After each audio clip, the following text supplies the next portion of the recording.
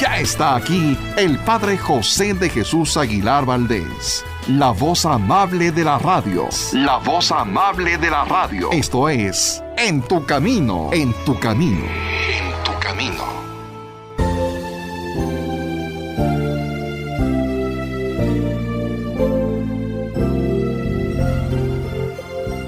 Aleluya, vive el Señor.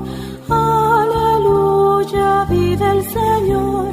Cielo y tierra. ¿Qué tal, amigos, amigas? Muy buenas tardes en este sábado, llamado por algunos Sábado de Gloria y llamado por otros Sábado Santo. El nombre correcto sería Sábado Santo y el nombre de Sábado de Gloria habrá quedado en la antigüedad, como te lo vamos a explicar más adelante. Hoy tenemos no el sábado mariano que acostumbramos tener en este programa de la 1470 de AM, Grupo Fórmula, cada semana, sino porque al estar en la Semana Santa y al tener hoy en la noche una celebración muy especial, llena de signos que mucha gente no conoce y por no conocer no valora, pues vamos a tener un programa especial para hablar de qué es la vigilia pascual, qué es la Pascua, qué son los signos, cuáles son los signos de la Pascua. Y para platicar de esto tendré aquí conmigo a nuestro productor Sergio Enríquez, que ya está aquí con nosotros. Sergio, muy buenas tardes, ¿cómo estás? Muy bien, gracias a Dios, Padre José, muy buenas tardes. Amigas, amigos, qué gusto que ya nos estén acompañando en este programa especial de Sábado Santo. Días muy especiales, Sergio, estos del Jueves Santo y Viernes Santo que hemos explicado ya. ¿Te tocó hacer la visita de las 7 casas o asistir a alguna representación de la Pasión o verla a través de la televisión? La visita de las 7 casas sí la hacemos, mi familia y yo nos ya de unos años hacia acá nos gusta hacerla, hacer las oraciones correspondientes en cada una de estas parroquias que vamos visitando. Y con respecto a la Pasión, pues vi por la televisión pues parte de la Pasión que se hace aquí en el Distrito Federal, pero ya tiene unos años que no veo en vivo, en personajes en vivo, a una Pasión de Cristo. Muy bien, algunos de ustedes, amigos, habrán visto esta representación de la Pasión de Cristo a través de las imágenes que nos llegaban desde Iztapalapa y que, por cierto, me tocó estar acompañando en la transmisión de Televisión Azteca para tratar de informar a nuestro auditorio si realmente hay algunos pasajes reales o bien están cambiados. Ya lo comentaba el día de ayer, pero quiero seguirlo comentando para quien no tuvo la oportunidad de verlo. Miren, la Pasión de Iztapalapa evidentemente está inspirada en los evangelios, en la historia de Jesucristo. Sin embargo, hay que recordar que quienes organizaban esta Pasión de Iztapalapa no estaban dirigidos, no estaban comandados por algún especialista que conociera estos temas desde el punto de vista eclesiástico, y esto hizo que, no por mala voluntad, pero sí por falta de información o por desinformación, haya incluido algunas cosas que no están dentro del Evangelio y que llegan a ser incluso contrarias a un pensamiento cristiano. Una de estas cosas es la famosa historia o leyenda del judío errante, que algunos confunden con el momento en que Dios maldice a Caín y le dice que tendrá que estar vagando por todo el mundo. Bueno, en primer lugar, Caín no era un judío. ¿Por qué? Pues porque todavía no se formaba el pueblo judío, que comienza a formarse a través de Abraham. Así que ahí ya estamos hablando de que Caín no es el judío errante. ¿De dónde viene la historia del judío errante? Es una historia que tendrá, cuando mucho, un siglo, quizás un poquito más, y que lamentablemente se escribió para hacer que algunas personas tuvieran una aversión hacia el pueblo judío, los rechazaran, incluso les tuvieran encono, coraje o sentimientos negativos. Fíjense lo que dice esta leyenda, que no, repito, que no se encuentra en el Evangelio. Esta leyenda menciona lo siguiente, que cuando Jesucristo iba camino al Calvario cargando la cruz, se detuvo ante una casa donde había un judío. Bueno, estaban en Jerusalén, toda Jerusalén estaba llena de judíos.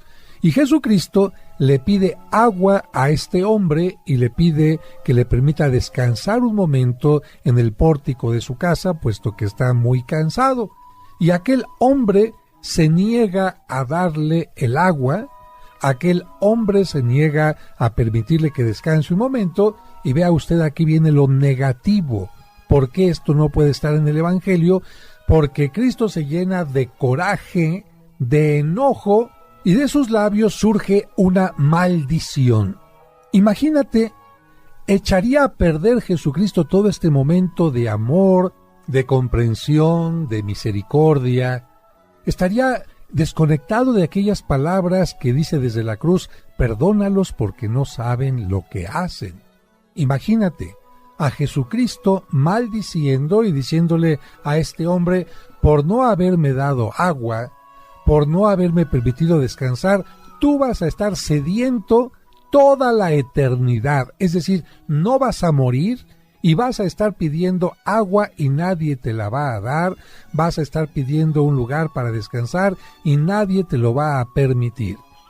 Pero bueno, además de que esta es una leyenda que no está tomada del Evangelio, es una leyenda que hace que la gente se imagine que todos los judíos del mundo podían ser ese judío errante y por lo tanto, ¿qué nos dice la leyenda? No le des agua, no le des un lugar en tu casa, no le permitas tener tranquilidad, pues se convierte en un asunto antisemítico y creo que esto no es correcto.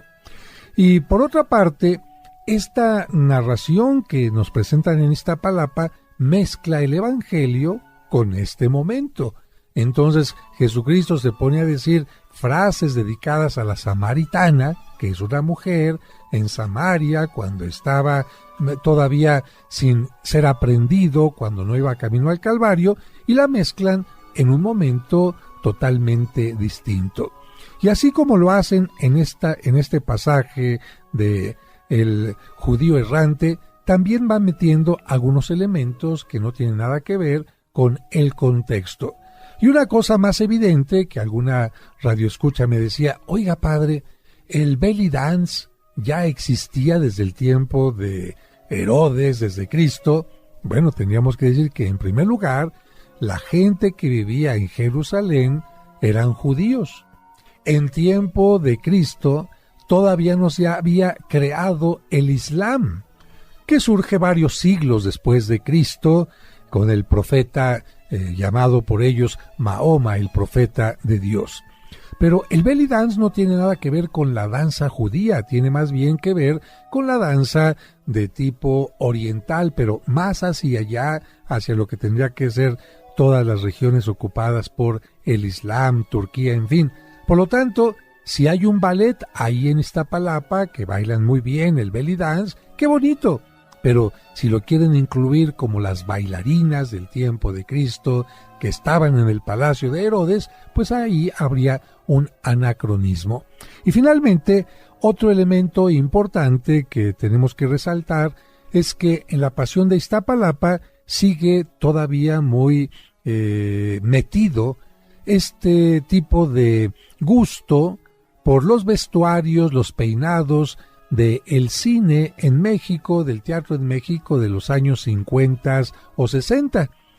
En los tiempos actuales, las películas que hablan de la Pasión han estudiado cómo eran los vestuarios, los peinados, las modas en tiempos de Jesucristo, y las cosas son totalmente distintas a como las veíamos en las películas de El Mártir del Calvario, con el señor Rambal y cosas de aquel tiempo.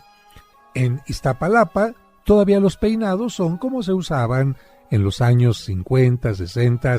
El Cristo tiene así como una especie de peinado bastante abundante, en lugar de un peinado más natural. La Virgen sale con un vestuario, no como lo habría utilizado la Virgen, sencillo, sino más bien como se visten algunas esculturas muy barrocas, con muchos encajes, y también, por supuesto, el ángel tiene un parecido con las figuras de nacimiento típico mexicano. Esto no significa que no sea valioso lo que hacen, es valioso, pero sería muy interesante que tuvieran la oportunidad de ofrecernos un Vía Crucis que se va adaptando al conocimiento, a los elementos litúrgicos, bíblicos, que estamos conociendo cada vez con mayor interés. Vamos a ir a un breve corte y regresaremos a este programa especial de Sábado de Gloria, Sábado Santo actualmente. Vamos a un breve corte y regresamos enseguida.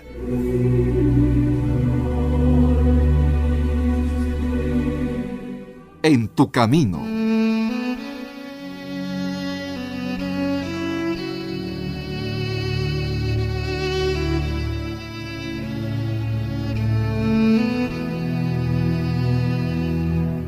Señor, hoy te pido por las mujeres que tienen que hacer el papel de papá y mamá al mismo tiempo. Bendícelas para que no se sientan solas, no desfallezcan en su labor de educadoras, sean un buen ejemplo para sus hijos y sean incansables en la fe, la esperanza, la sabiduría y el amor. Amén.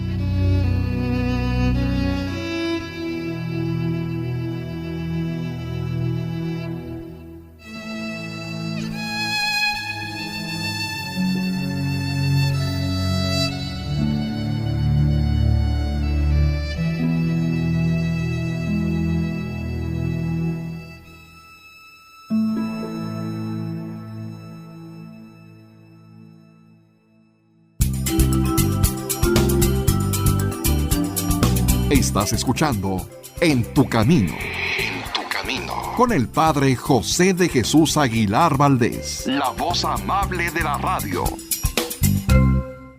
En tu Camino.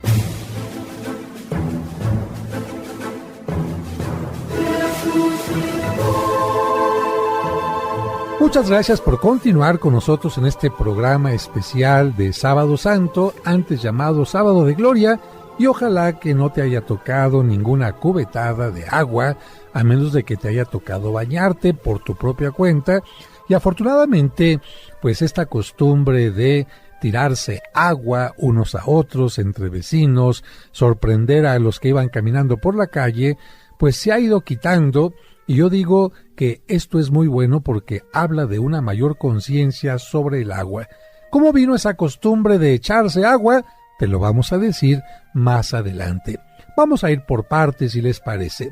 Fíjense que entre la noche del sábado y la madrugada del domingo, el Santo Sepulcro y los soldados romanos que lo estaban custodiando fueron los testigos de la resurrección de Cristo. Así, Cristo celebra una nueva Pascua.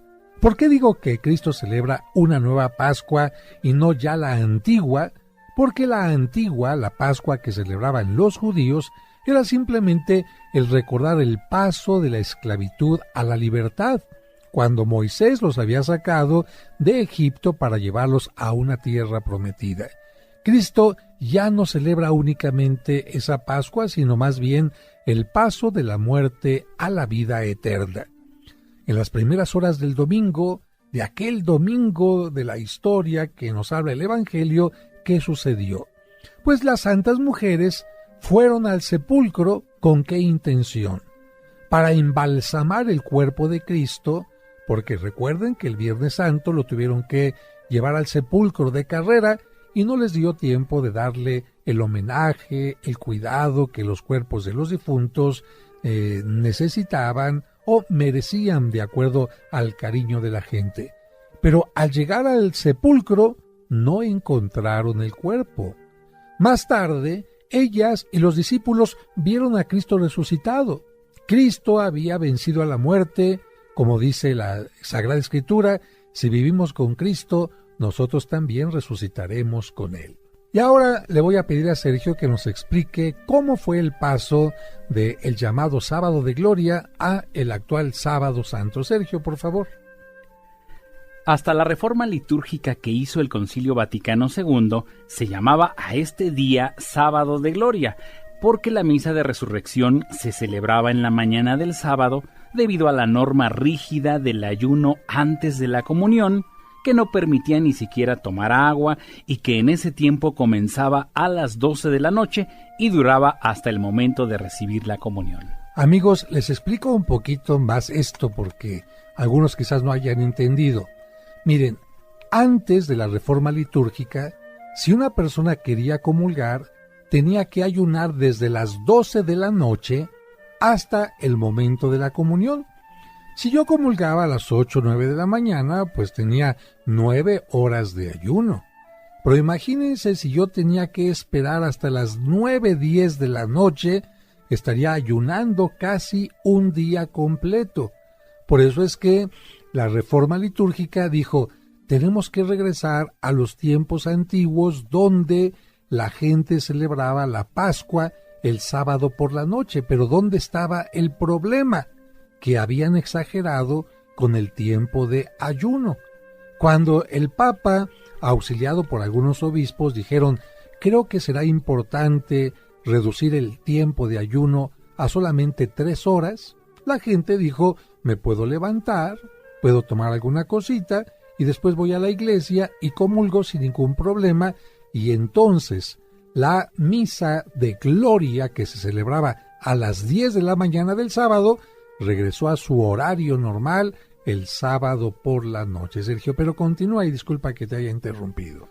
Afortunadamente, el Papa Pío XII en 1953 disminuyó el tiempo del ayuno, como nos decía el Padre José, a 3 horas y declaró que el agua no rompía el ayuno.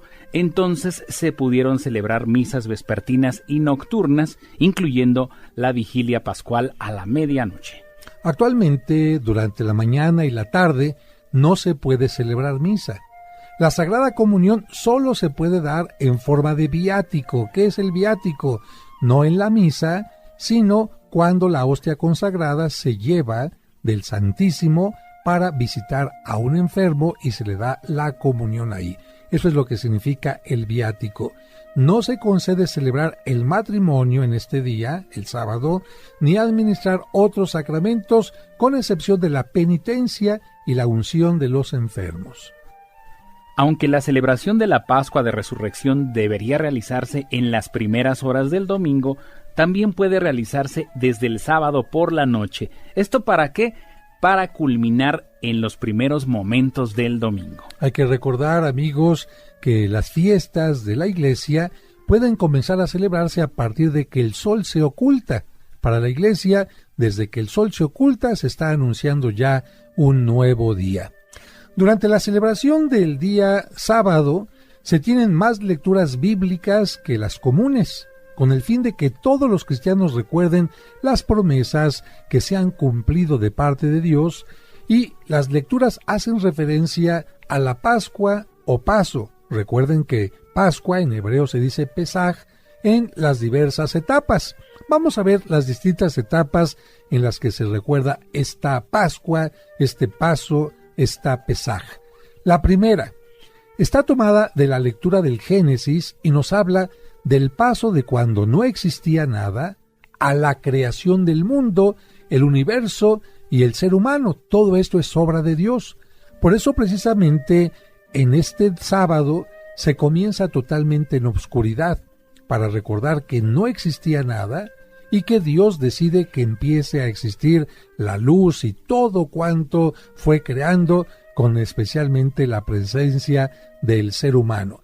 Y esto lo celebramos precisamente en la primera luna llena del tiempo de primavera, que nos recuerda que la naturaleza se está recreando, se está renovando. La siguiente lectura, también tomada del libro del Génesis, nos narra la historia de Abraham, una síntesis, un fragmento pequeño que nos recuerda el paso del politeísmo al monoteísmo. ¿Por qué? Porque en tiempo de Abraham todo mundo creía en la existencia de muchos dioses. A eso se le llama politeísmo. Y Abraham, sin embargo, inspirado por una gran sabiduría, inspirado y dejándose llevar por Dios, él fue el primer hombre que se menciona en la Biblia que cree en un solo Dios. A eso le llamamos monoteísmo. Para que te quede claro, en Mesopotamia, que es el lugar donde vivía Abraham y su padre y sus compañeros familiares, creían que el sol era Dios, que la luna era diosa, que el mar era Dios, y Abraham pensó, yo creo que todo lo que veo fue creado por Dios. Abraham creyó en el único y verdadero Dios, y esta es una segunda Pascua que muchos todavía no reconocen y agradecen. Algunos ni siquiera reconocen la primera Pascua, ven la naturaleza y no dan gracias por lo que nos da. Ven una gran cantidad de ídolos como la Santa Muerte, el tarot, la ouija, la santería, y creen que todo eso tiene el mismo poder que Dios. No, para esta gente estaría la invitación de hacer el paso de Abraham, de dejar de creer en muchos dioses, cuarzos, etc., para creer en un solo Dios. La tercera Pascua está inspirada en la lectura del Éxodo. Esta lectura nos habla del paso de la esclavitud del pueblo judío que se encontraba en Egipto a la libertad. Nos recuerda precisamente que el pueblo judío había llegado a Egipto buscando alimento, pero después había sido esclavizado por los egipcios hasta que Dios, a través de Moisés, ordena al faraón que le dé la libertad. Y aquí la Pascua que nosotros celebramos es que no somos esclavos. Lamentablemente hay personas que no han hecho todavía esta tercera Pascua. ¿Por qué? Porque son esclavos del alcohol, esclavos de la droga, esclavos del consumismo, esclavos de una sensualidad no bien controlada, no bien vivida, no bien gozada, centrada en el amor. Si tú eres esclavo de algo, te invitamos a que hagas la tercera Pascua. Otras lecturas hablan del paso del pecado a la vida de gracia que nos trajo Cristo y la predicación de sus apóstoles. A esto le llamaríamos las siguientes Pascuas. Si tú eres esclavo del pecado, es decir, hay algo que te ata para que vivas una vida de gracia, una vida espiritual, te faltaría hacer esta cuarta Pascua. Y finalmente, el Evangelio nos recordará el paso de la muerte de Cristo a la resurrección y la resurrección de todos los cristianos que, si nos unimos a Él, tendremos al final de nuestra vida. Estas son las distintas Pascuas que se celebran el Sábado Santo. Pero vamos a un breve corte y regresaremos contigo para hablar más de estos detalles.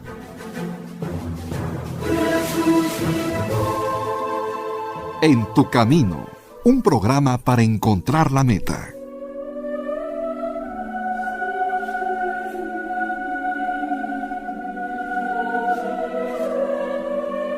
Virgen María, mira aquí. Hay tantos nudos en mí. Ayúdame, Santa Mujer. Solo no los puedo deshacer. Todo mi cuerpo padece esta cruel enfermedad, el dolor que me domina. Mi alma no soporta. Yo no estoy ya preparado para este final. ¿Será quizá esta prueba que yo deba superar? No soy santo ni merezco ser un mártir en el cielo. Soy pecador, te confieso. Dame más tiempo, te ruego, para cambiar mi vida. Tan solo tiempo te pido para pedir perdón a los que ofendí, para perdonar y para devolver bondad y amor sin fin. Cuando mi espíritu prepare, te pediré de igual modo que me lleves a tu lado. Con tu poder infinito que los nudos desata, quita de mi mal una parte que me pueda alivianar. Si tú desatas mis nudos, oh Virgen, yo te prometo traerte mi alma, mis sueños, todo mi amor completo. Madre nuestra, Madre mía, aboga por mí en el cielo. Amén.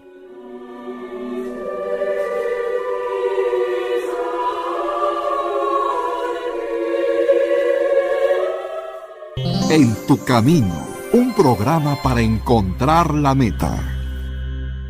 Conoce los lugares más importantes de la Tierra Santa y diferentes santuarios europeos sin salir de casa a través de los videos del Padre José. Hoy te invito a visitar la población de Lourdes en los Altos Pirineos de Francia. Suscríbete a su canal de YouTube y ahí podrás aprender mucho sobre nuestra religión católica. ¿Cómo puedo citar yo un pasaje de la Biblia que me gusta? O bien, ¿cómo puedo encontrar un pasaje de la Biblia que me dieron? Encontrarás cuentos y explicaciones divertidas para los pequeños. Quiero aprender a nadar. ¿Me puedes enseñar? La familia salió del mar y se dirigió a la piscina. Podrás escuchar completos los cursos de autoestima y tanatología. Una persona que no se ama no podrá tener una fuerte y sana autoestima. Además, todos los domingos a las 9 de la mañana podremos celebrar juntos la Santa Misa. Que el Señor esté con ustedes. Y con tu espíritu.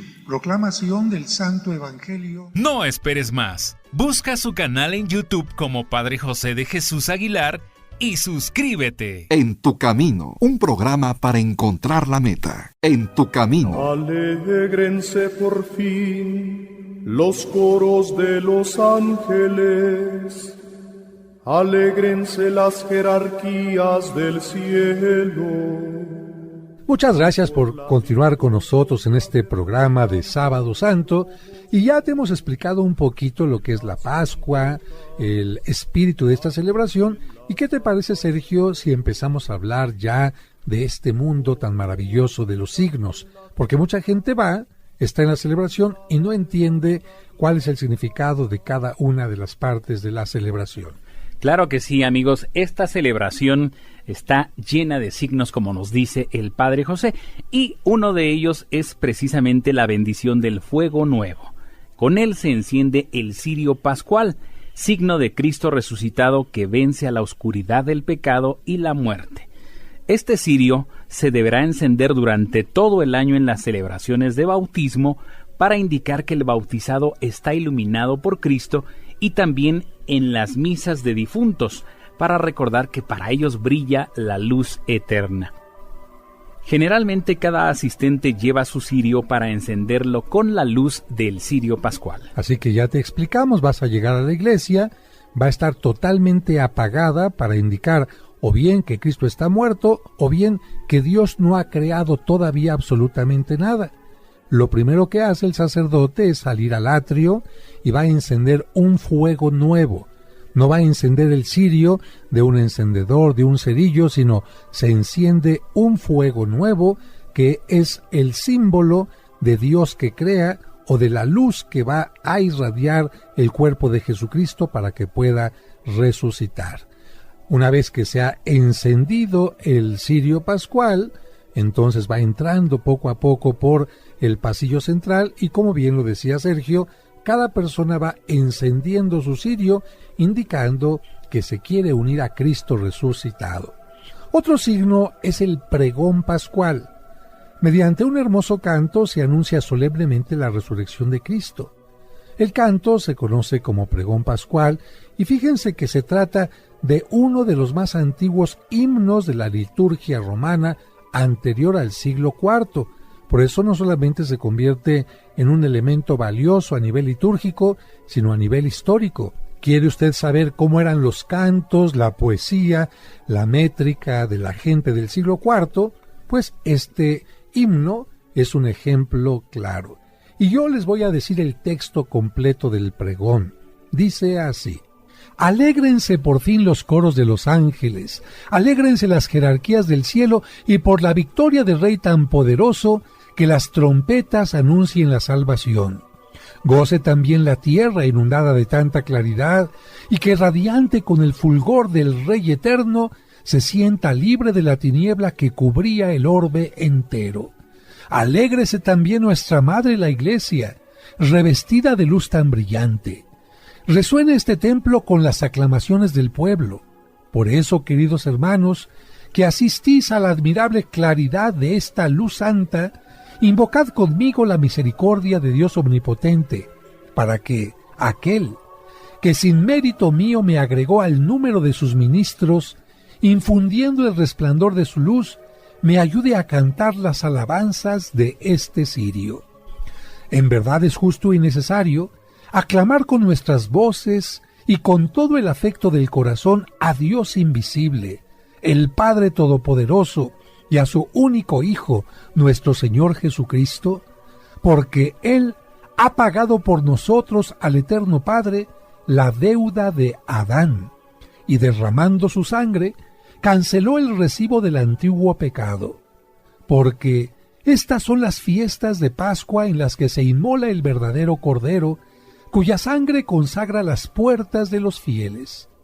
Esta es la noche en que sacaste de Egipto a los israelitas nuestros padres, y los hiciste pasar a pie el mar rojo. Esta es la noche en que la columna de fuego esclareció las tinieblas del pecado.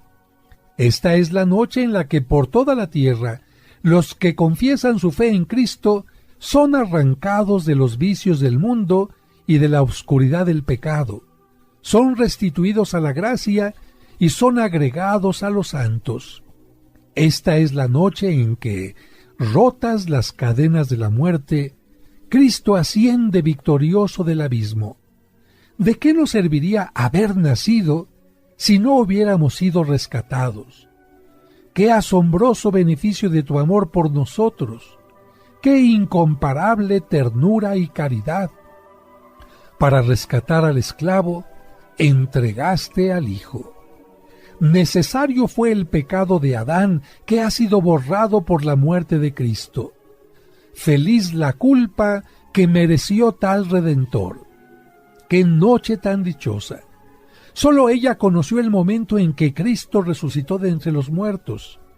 Esta es la noche de que estaba escrito: será la noche clara como el día, la noche iluminada por mi gozo. Y así, esta noche santa ahuyenta los pecados, lava las culpas, devuelve la inocencia a los caídos, la alegría a los tristes, expulsa el odio, trae la concordia, doblega a los poderosos.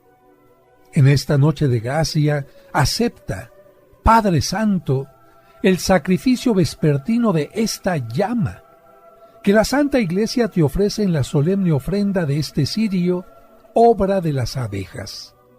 Sabemos ya lo que anuncia esta columna de fuego, ardiendo en llama viva para gloria de Dios. Y aunque distribuye su luz, no mengua al repartirla, porque se alimenta de esta cera fundida que elaboró la abeja fecunda para hacer esta lámpara preciosa. ¡Qué noche tan dichosa en que se une el cielo con la tierra, lo humano y lo divino! Te rogamos, Señor, que este cirio, consagrado a tu nombre, arda sin apagarse para destruir la oscuridad de esta noche, y como ofrenda agradable se asocie a las lumbreras del cielo.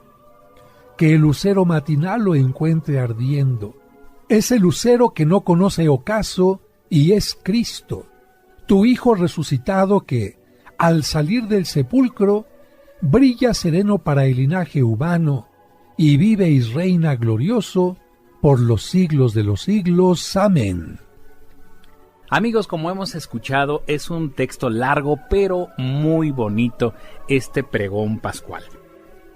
Otro signo importante es la bendición del agua llamada de gloria, con la que se rocía a todos los asistentes después de que renuevan las promesas del bautismo.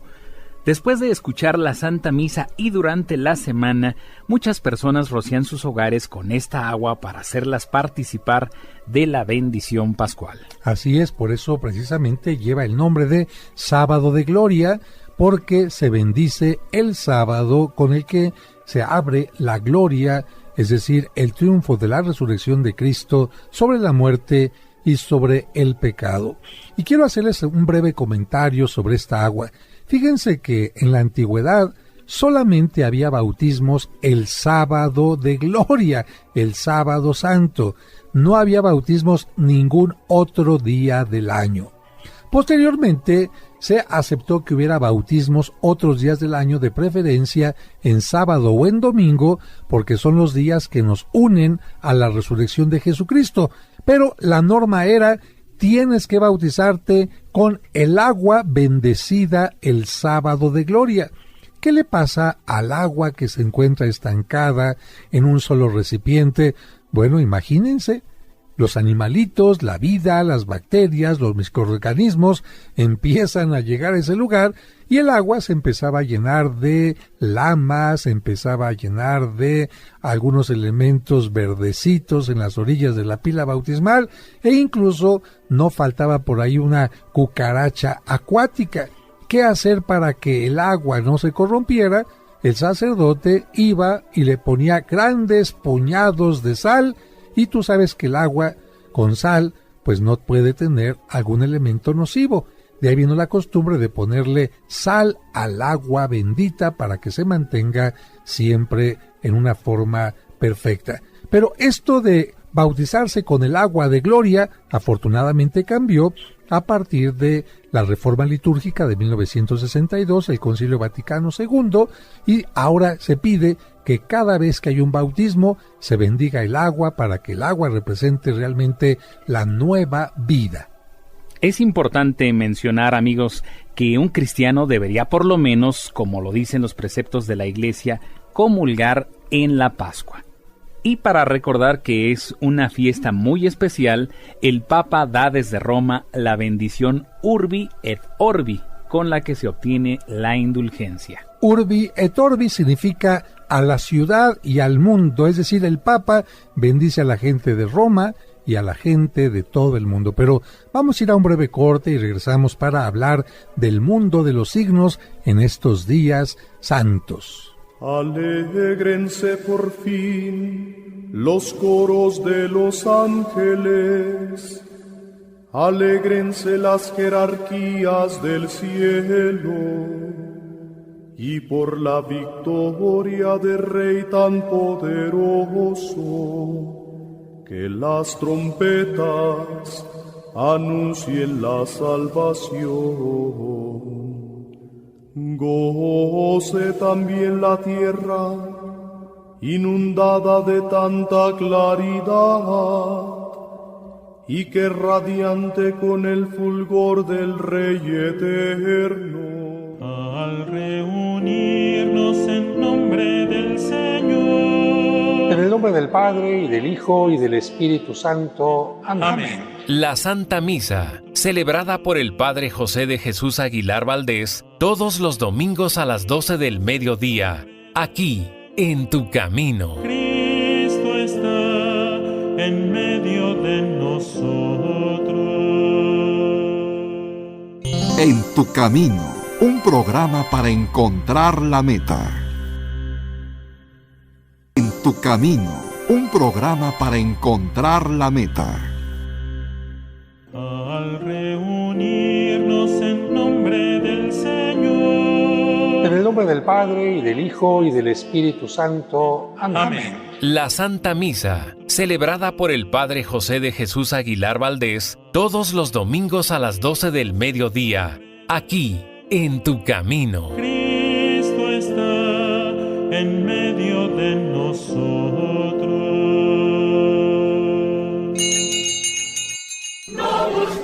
Gracias por continuar con nosotros en este programa de Sábado Santo, y ahora te vamos a platicar de la quema de Judas. Fíjense que durante la visita de las 7 casas que hacemos el Jueves Santo, es frecuente que encontremos en el camino a los típicos vendedores de los Judas, estos personajes hechos de cartonería. Y como mucha gente pregunta sobre su origen y significado, vamos a comenzar hablando de ellos, Sergio. Claro que sí, amigos. Es parte de las tradiciones mexicanas, pero no es única de México. La fiesta de los Judas o quema del Judas es una tradicional fiesta popular que se celebra en España e Hispanoamérica, en la que, preferentemente el domingo de resurrección, el muñeco que representa a Judas Iscariote es apedreado, linchado y quemado. Pero en otros países la quema se hace otro día del año. Es cierto, en algunos lugares esta quema se hace el último día del año, haciendo que la figura del Judas represente todo lo malo del año que está terminando. Por ejemplo, en Uruguay se les llama Judas findeañeros y en Ecuador se les llama años viejos. En Latinoamérica, además de México, esta quema de Judas se realiza en países como Chile, Paraguay, Perú y Venezuela. En España, la figura del Judas se hace de tamaño natural y con diversos materiales como tela, escayola, paja, madera y pintura de colores. ¿Cómo se viste? Se viste con ropas recolectadas entre los vecinos. En su interior, además de los cohetes, algo interesante, se suele poner monedas y otros objetos como caramelos y confeti. En la base que sostiene al muñeco, esto en otras partes, no en México, se encierran palomas vivas dentro de cántaros de barro que, al romperse con las pedradas que le envía la gente, les permiten salir a las palomas volando. La base también puede contener sorpresas como grandes piezas de queso y botellas de vino. En algunos pueblos se dan regalos especiales a los participantes que trepan a la parte más alta del palo que sostiene al Judas. Pero para hacer más difícil la subida, ponen un poco de grasa al palo, así como el palo encebado. La ceremonia de la quema o destrucción de los Judas se lleva a cabo el Sábado Santo. La gente lo hace antes o después de la misa de la Vigilia Pascual. En algunos lugares, antes de la quema, se realiza una especie de representación teatral donde participa el público. Se hace un juicio público de Judas Iscariote. Algunos tratan de defenderlo y otros lo condenan con gritos. Después del juicio en que se declara culpable, la gente comienza a lanzarle piedras a la imagen y después la queman. Las piedras rompen las vasijas de barro que encierran a las palomas y los regalos. Finalmente, la quema permite que las monedas caigan ante la alegría de los asistentes que luchan por ganarlas. Bueno, eso es en España especialmente. Y alguien se pregunta, ¿esta tradición de la quema de Judas tiene algo que ver con el Evangelio? Pues miren, la tradición popular sustenta que esto que hacen, la quema del Judas, está mencionada en el Evangelio de San Mateo. ¿Por qué? Pues porque el capítulo 27 de este Evangelio dice que Judas, el que había traicionado a Jesús, al ver que lo habían condenado, tuvo remordimiento y devolvió las 30 monedas de plata a los jefes de los sacerdotes y a los ancianos, diciéndoles, he pecado entregando a la muerte a un hombre inocente. Pero ellos, dice el Evangelio, le contestaron, ¿y eso qué nos importa a nosotros? Eso es cosa tuya. Entonces Judas arrojó las monedas en el templo, fue y se ahorcó. Al quemar a un Judas ahorcado y colgado de un palo, las monedas se desparraman, recordando lo que Judas hizo en el templo. Y para quien se pregunta cuándo llegó esta costumbre a México, podemos decirles que la elaboración de los Judas llegó a México desde el tiempo del virreinato, cuando los españoles conquistadores implementaron entre los indígenas la elaboración de muñecos que ellos llamaban monigotes de Valencia, porque ahí fue donde se empezaron a realizar. Los utilizaban como instrumento de evangelización durante el llamado Sábado de Gloria. El Judas mexicano se hace con pequeñas varillas de madera o carrizo, cartón, engrudo y pintura. Por lo tanto, esta artesanía pertenece a la rama de la cartonería. Su tamaño va de los 30 centímetros hasta los 7 metros o más. Con el paso del tiempo, la figura del apóstol que traicionó a Cristo se cambió por los signos del pecado y de la muerte que fueron vencidos por Cristo. El demonio rojo representa el pecado y el esqueleto o calavera representa la muerte. Los Judas también pueden representar los pecados capitales o tomar, usted lo sabe bien, la forma de algún personaje político o público del que la gente quiera burlarse o al que quiera castigar y sacar su coraje contra él a través de esta imagen, sin importar si el representado ocupa un grande puesto en el gobierno. Fíjense que esto hizo que durante el gobierno de Antonio López de Santana, Miguel María Zcárate, gobernador del Distrito Federal, publicó en marzo de 1853 un decreto que prohibía las representaciones de personas conocidas.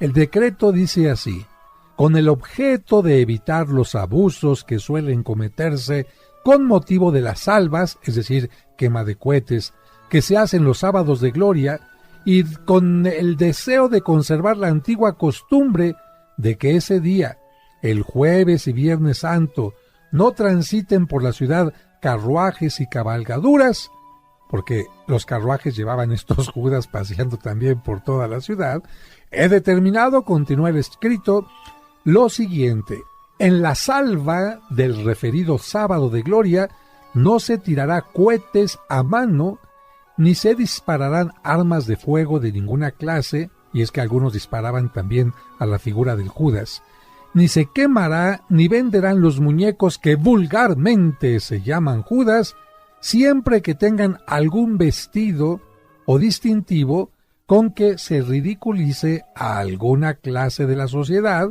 o alguna persona determinada.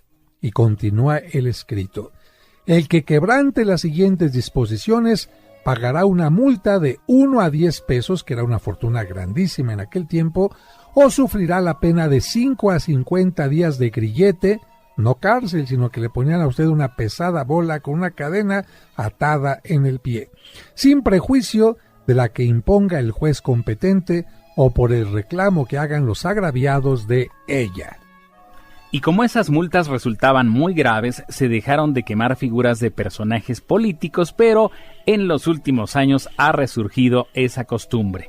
Los Judas siguieron quemándose bajo las figuras del clásico diablillo y la muerte. Antes de 1953, las campanas de catedral repicaban a las 10 de la mañana del sábado de gloria, anunciando el inicio de la Pascua o resurrección de Cristo, cuando el sacerdote que celebraba la misa entonaba el canto del Gloria. En ese preciso momento iniciaba la quema de los Judas. ¿Dónde los quemaban? Pues en las calles de Tacuba y la calle de San Francisco, que Francisco Villa le cambió el nombre por Madero. Los Judas estaban rellenos de zapatos, ropa, chorizo y otros alimentos donados por los comerciantes de la zona. Lamentablemente el gobierno de la ciudad hace poco para promover esta tradición. Más aún, en algunos momentos intentó acabar con ella. Fíjense, amigos, que el 20 de marzo de 1961, el Departamento del Distrito Federal prohibió nuevamente la quema de los Judas porque la costumbre ridiculizaba en su mayoría a personajes políticos rechazados u odiados por el pueblo. Pues sí, era la manera en que el pueblo se desahogaba. ¿Quién sabe este año a quién quemarían? ¿Usted a quién quemaría? Bueno, para evitar esto seguramente van a decir, mejor no permitimos este tipo de cosas. Y mire, la prohibición del uso de cohetes también influyó en la disminución de esta práctica que ahora está en peligro de extinción. Yo creo que se pueden quemar con mucho cuidado, se pueden quemar no utilizando demasiado pólvora, o bien, pues hacerlos como rompecabezas. A mí me tocó hacer en alguna ocasión una quema de Judas en catedral donde no se quemaban, sino que simplemente se desarmaban ante la alegría de toda la gente. Hemos terminado este programa y esperamos que los datos, la información que le hemos dado, que hemos compartido con usted, le sirva para gozar esta noche la vigilia pascual. Nos despedimos, Sergio. Padre José, muchísimas gracias por invitarme a este programa. Amigos, esperamos que el programa les haya gustado y ahora sabemos por qué ya no es Sábado de Gloria y es Sábado Santo. Y amigos, tengo aquí abajo de la mesa una cubeta con agua que le voy a lanzar a Sergio. No, no es cierto. No me he bañado. Gracias, que Dios les bendiga.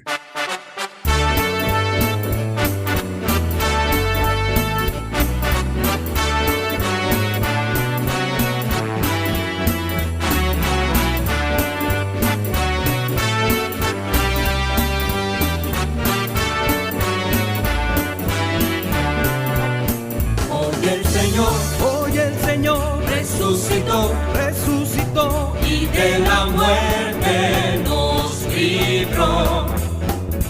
Alegría y paz, hermano, el Señor resucitó.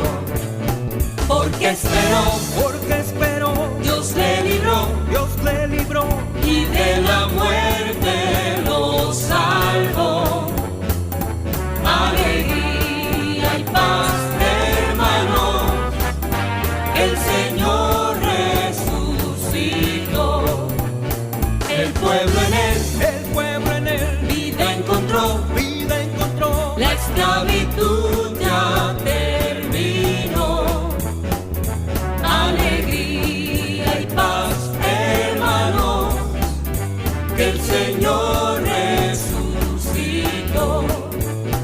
La luz de Dios, en él brilló, la nueva vida nos llegó.